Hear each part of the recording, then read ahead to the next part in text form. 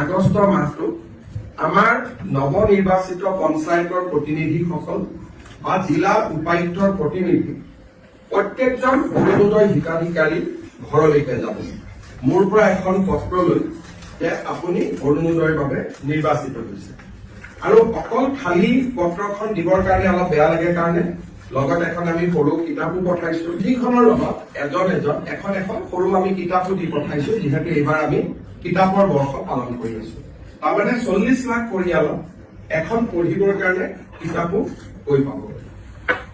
এই অৰুণোদয় তৃতীয় আঁচনি এই গোটেই প্ৰক্ৰিয়াটো সমাপন কৰোঁতে আমাক এমাহ লাগিব, ঘৰত গৈ গৈ আমি গোটেইখিনি দিওঁতে। আগষ্ট মাহৰ অৰুণোদয় কোনেও নাপাব।